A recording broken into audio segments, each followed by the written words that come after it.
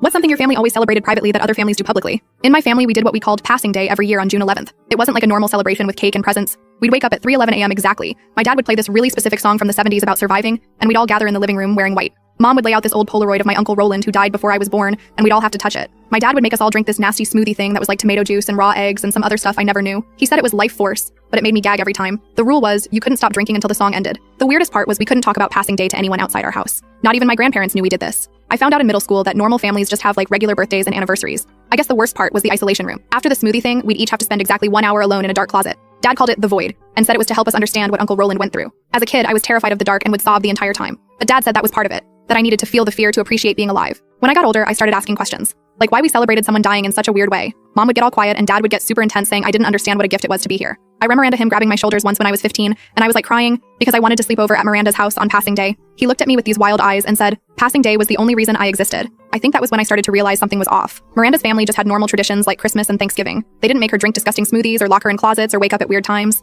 They didn't have pictures of dead relatives they had to touch. I spent years being so confused about it all. Sometimes I'd try to ask about Uncle Roland, like how he died or why we did all this stuff. Mom would just say he passed over, which told me nothing. Dad would get this distant look and say Roland sacrificed everything for our family. It was all so dramatic and vague. When I turned 18, I refused to do passing day. Dad went ballistic, like full on screaming that I was ungrateful and didn't deserve what Roland had given us. Mom just cried in the corner, which made me feel like shit, but I couldn't do it anymore. I stood my ground and Dad actually locked me out of the house. I had to stay with Miranda that night. The next day, Mom called me crying, saying I needed to come home. When I got there, Dad was acting like nothing happened. It was so messed up. He just casually asked if I wanted breakfast, like he hadn't kicked me out the night before. After that, I moved out as fast as I could, got an apartment with Kayla, and tried to put some distance between me and my family's weirdness. I'd still visit sometimes, but I made sure it was never around June 11th. The thing is, I still couldn't stop thinking about Uncle Roland and what really happened. Why did we have this bizarre ritual around his death? Why was my dad so obsessed with it? Why couldn't we talk about it? Last year, I finally got the courage to ask my grandma about him. We were having coffee and I just casually mentioned Roland's name. She got this confused look and was like, who? Which blew my mind because this was supposedly her son who died. I tried to explain about Dad's brother Roland who passed away before I was born. Grandma looked seriously concerned and told me my dad was an only child. She'd never heard of any Roland in the family. I felt like I was going crazy.